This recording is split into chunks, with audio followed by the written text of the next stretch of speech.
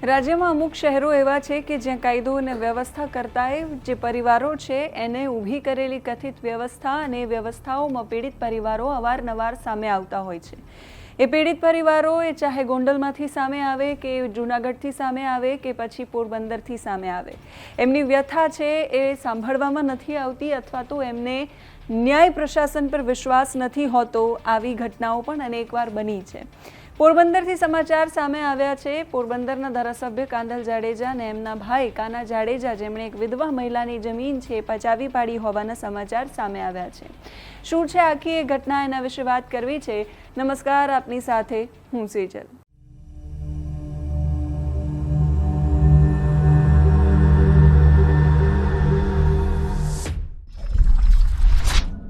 પોરબંદરમાં એક દેવીબેન જીવાભાઈ મોઢવાડિયા નામના વિધવા મહિલા છે, જેમના પતિના અવસાન પછી એમને પૈસાની તંગી આવી અને એ પૈસાની તંગીના કારણે એમને જમીન વેચવાની ફરજ પડી। જમીન વેચવાની ફરજ પડી એટલે એમના જે દીકરા છે, એમના જાણીતા અર્જુન સવદાસ આગળ અને આલય રાજસિંહ જાડેજાને એમણે જમીન વેચવાની વાત કરી કે પરિસ્થિતિ ખરાબ છે, પૈસાની જરૂર છે। એટલે આલય નામનો જે વ્યક્તિ છે એણે એવું કહ્યું કે હું કાંધલ જાડેજાના જે ભાઈ છે કાના જાડેજા, ધારાસભ્યના ભાઈ સાથે હું વાત કરું છું અને એ તમને જમીન વેચવા માટે મદદ કરશે। એટલે પરિવારજનો એવું કહ્યું કે વાંધો નહીં, તમે એમને વાત કરો। કાના જાડેજા સાથે વાત કરી એટલે એમણે એવું કહ્યું કે પહેલાં તમે દસ્તાવેજ કરી આપો, પછી અમે એના એક સપ્તાહ પછી તમને પૈસા આપીશું। અને એ જમીનનો ભાવ છે 1,68 લાખ રૂપિયા હતો, જેની કિંમત કાનાભાઈએ 80 લાખ રૂપિયા આંકી અને એ જમીન ખરીદી। એ જમીન ખરીદી એમાં તો કોઈ વાંધો નથી, પણ પરિવારને જમીન ખરીદ્યા પછી પૈસા મળવા જોઈએ, કેમ કે પરિવારને પૈસાની તંગી હતી અને પતિના અવસાન પછી જીવીબેન તંગીના કારણે પરેશાન હતા અને પૈસાની જરૂરિયાતના કારણે જેમણે જમીન વેચવાનો નિર્ણય કર્યો હતો। એ પોતાની મહામૂલી મહેનતથી ભેગી કરેલી મૂડી એ જમીન એમને વેચવા જાય છે અને પૈસાની તંગીના કારણે એ જમીન વેચી તો કાનાભાઈ એવું કહ્યું કે હવે કોઈ કામ હોય તો જે મારો માણસ છે સતીશ દેવા મુશાલ ઉર્ફે ચનો, એની સાથે વાત કરજો। આ જમીન છે એના દસ્તાવેજ કોના નામે કરવાના, કોના નામે જમીન કરવાની અને આગળ તમારે હવે શું કાર્યવાહી કરવાની છે એ બધું જ તમને આ સતીશ દેવા મુશાલ છે એ સમજાવશે। એટલે જે જીવીબેન છે એમના પરિજનો એમની સાથે વાત કરી અને પછી એમણે એવું કહ્યું કે તમારે જમીન છે મુકેશ ભીમાભાઈ કડછાના નામે કરવાની છે અને પૈસા છે એ એમની પાસેથી લેવાયા। આજે આખી પ્રોસેસ કરી એમાં જે પૈસા આપ્યા એમના અલગ અલગ 3 અકાઉન્ટમાં એ પૈસા તરત જ એમના પાછા પણ લઈ લેવાયા અને પછી જીવીબેનને એવું કહેવામાં આવ્યું કે હવે તમારે અમારી પાસેથી કંઈ લેવાનું રહેતું નથી, કે અમારે તમને કશું આપવાનું રહેતું નથી। આ પછી ફરિયાદ જીવીબેને કરી છે એસપીને અને લેટર પણ લખ્યો છે અને લેટરની નકલ છે એ રવાના કરી છે રાજ્યના ગૃહમંત્રી હર્ષ સંઘવી, રાજ્યના મુખ્યમંત્રી ભૂપેન્દ્ર પટેલને, જૂનાગઢ રેન્જના ડીઆઈજીને મનસુખ માંડવિયાને, પોરબંદરના કલેક્ટર અને ચીફ સેક્રેટરી ઓફ ગુજરાતને। એ જીવીબેન હાથ જોડીને એવું કહી રહ્યા છે કે આ આખી ઘટનાક્રમ છે એમાં એમને ન્યાય મળવું જોઈએ। ગડગડા અવાજે થઈને કહી રહ્યા છે કે હું હવે મદદ માટે કોની પાસે જાઉં। એ જીવીબેન શું કહી રહ્યા છે એ સાંભળો। સીતારામ બધાએ ભાઈઓને સીતારામ। હું અધિકારીની બધાની વિનંતી કરા, 2 હાથ જોડે કે મને તમે ન્યાય આપો। હું કેળે આગળ જા, અમારી ફાટાણે વાડી હતી તો મારે વાડી વેચવાની મજબૂરીને લીધે ઘરના માણાના અવસાન થયા પછી તો વાડી અમારે દે દેવી હતી। તો મારા દીકરાના દોસ્તાર કે તમારે દેવી હોય તો હું ભાઈની વાત કરા। તાકે કોણ ભાઈ? તાકે કાંતલભાઈ ધારાસભ્ય છે એનો ભાઈ ઝીણકોભાઈ કાનોભાઈ જાડેજા, એની વાત કરા। તો મારે દીકરે કહ્યું કે કરજે નહીં। તો એની વાત કીધી। 8-10 દી ફોન આવ્યો કે તમારે દેવી હોય તો આવો, તો મારો દીકરો ના ગયો। બધી એની વાતચીત કીધી તો એને કહ્યું કે સનાને મોકલાયાની વાત કરવાની, જે કંઈ વ્યવહાર કરવો તો એ કીધું। એણે એક લખાણ મોકલાને નામી કરવા તો મોકલાને નામી કીધા। એ અમે કીધું પછી અમારે કીણે આગળ બીજી વાત કરવી। કાંતલભાઈ જાડેજાનો ભાઈ ધારાસભ્યનો નાનો કાનો શરમણ જાડેજા એણે અમે દીધી જગ્યા, એણે પછી લખાણ કરાવ્યા। એ બધું કીધું અમણે કરે અને સનારી મોકલારી વાત કરવાની કીધી, મોકલાને નામી કરવાનું કીધું કીધી, એ બધું કીધું. 6 મહિના લગી તમને પૈસા નહીં દઈએ. 6 મહિને પૈસા દીધું તો 6 મહિને એ રૂપિયા નાખે ને એ રૂપિયા ઉપાડી લઈએ અમારે સહી લે. એની હમણાં 100 રૂપિયા આપ્યા ને એના માણસ હવે 3-4 બે કીધા પર રૂપિયા લઈ જાય. તમારે બેંકમાંથી એસ્ટિમેટ કઢાવવું હોય તો એ બેંકનું મારા દીકરો કહે કે આ નાખ્યા હતા નથી, તમે એસ્ટિમેટ કઢવે હગો, અમે જો કંઈ ખોટું કરતા હોય કે કરતા હોય તો પણ તમે હમણાં ન્યાય આપો. મારો દીકરો એના પાસે રૂપિયા 8-10 મહિને લેવા કહો. મારા દીકરાની જૂની કોર્ટમાં એને માર્યો, મારે ને કીર્તિ મંદિર નાખી દીધો. તો હું ના જ્યાં તમને મોકલો સનોન કહે તમારે નહીં આવવાનું, તમારા દીકરાને કીધો છે. હવે મારા એક દીકરાને માર્યો એટલે મેં અમારી જે જગ્યા દીધી ફટાણા છૂટી હતી, મારા દીકરાની એમ માર ખવડાવવા ના મોકલા. મને મારે નાખીએ ને તો હું દીકરા મરી જાય. મારે દવા પીવાનો વારો હોય ને તો દવા આપી, પણ હું તમને ના નહીં જવાના. તો મેં ખૂબ ધક્કા ખાધા. એણે મને કાને હાંભો ઊભો થે ને ડોહી જવા દે, દોઢિયા બાબે ત્યાં આવતી નહીં, દોઢિયા તોડી દેવાના થતા ને મારા પગેથી ધોઈને હેરે ગઈ. હું કાં જા, હું અંધારું બગબગું થયું તો એ કે નવરું જોવે કહું હું નથી આવી. અમારા થાસ કે એમ આવીએ ને કે દેવાના જ નથી થતા, જાઓ આથી આ ન આવતી પાછી કોઈથી. પણ એ કહ્યું એટલે હું હાલે નીકળી નથી. તો હમણાં પછી હું ફોનો કરતી, કાના એના મોકલા નહીં કરા, સના નહીં કરા.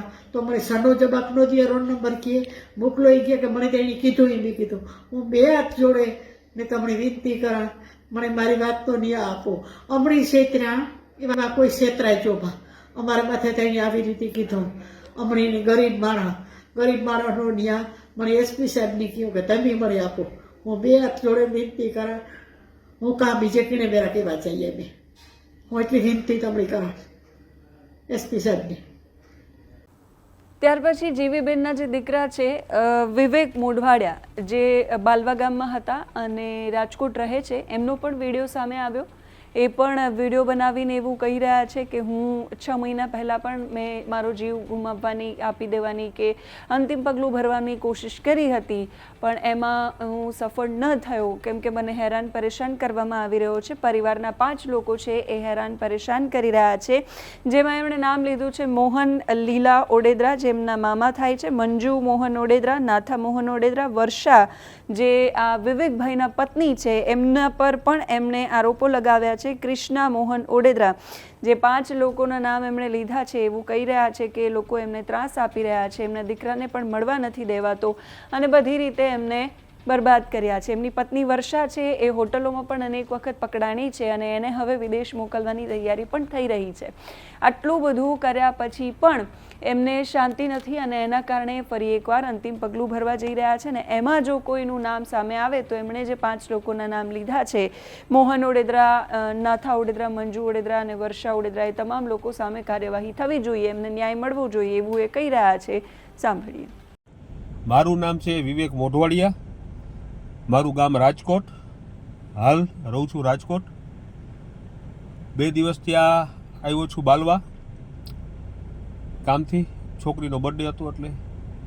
આજથી 2 દિવસમાં મારું કંઈ પણ થાય, સુસાઇડ કરી લઉં કે ગમે કરું, એનું રીઝન છે 5 જણા. પેલું નામ મોહન લીલા ઓડેદરા, રહેવાસી ગામ ગોસા ટુકડા. બીજું નામ છે મંજુ મોહન ઓડેદરા, રહેવાસી છે ગામ ટુકડા.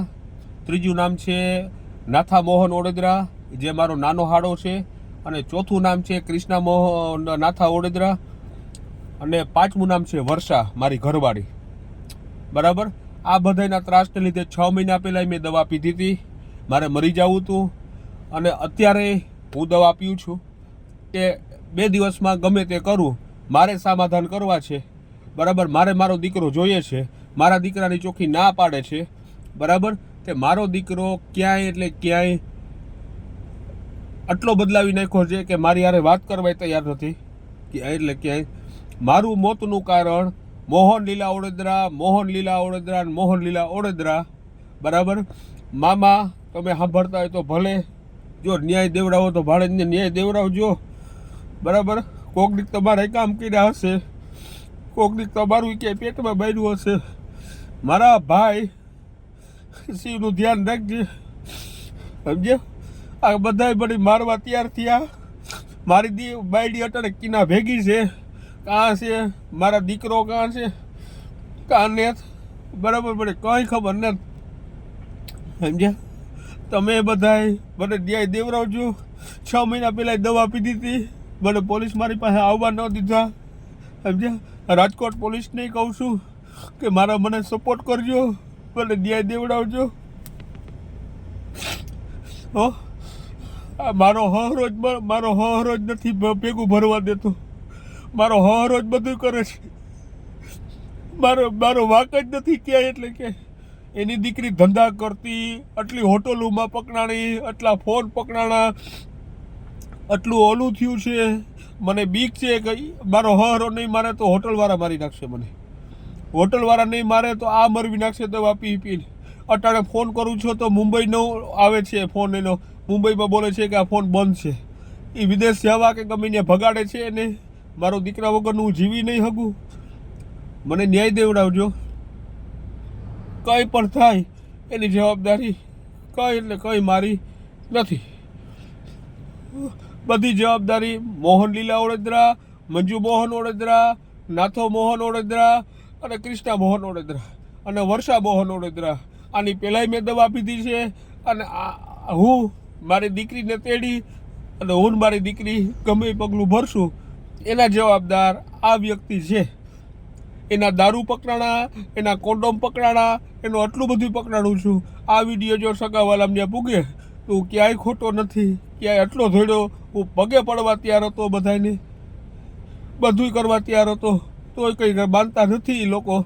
બરાબર 2 દિવસનો ટાઈમ છે બધા પાસે. બરાબર મારા મોતનું કારણ નકર આ છે ને આ જ છે. તો હવે ધારાસભ્ય કાંધલ જાડેજાના ભાઈ કાનાભાઈ જાડેજા છે, એમની સામે પણ હવે આંગળી ચિંધાઈ છે. એમણે પણ એક વિધવાની જમીન મદદ કરવાના નામે પચાવી પાડી છે. નથી પૈસા આપ્યા, નથી જમીન આપી અને આર્થિક તંગીના કારણે હવે પરિસ્થિતિ ઓર ખરાબ થઈ છે. આ આખી ઘટનામાં એસપીને પણ પત્ર લખવામાં આવ્યો છે. એટલે હવે પોરબંદર એસપી આ ઘટનામાં શું તપાસ કરે છે અને પછી આ ઘટનામાં શું સત્ય સામે આવે છે. મુખ્યમંત્રી, ત્યાંના સાંસદ મનસુખભાઈ અને એમની સાથે બાકી બધા જ લોકોને આ પત્ર મોકલવામાં આવ્યો છે.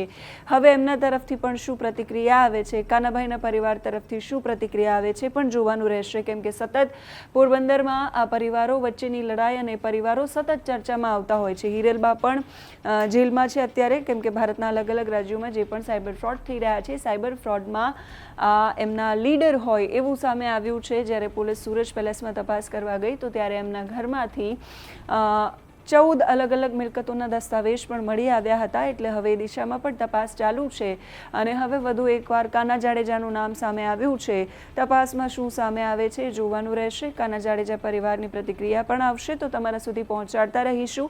આ કેસને લઈને સતત બધી અપડેટ તમારા સુધી પહોંચાડતા રહીશું. અત્યારે આ વિડીયોમાં બસ આટલું જ. નમસ્કાર.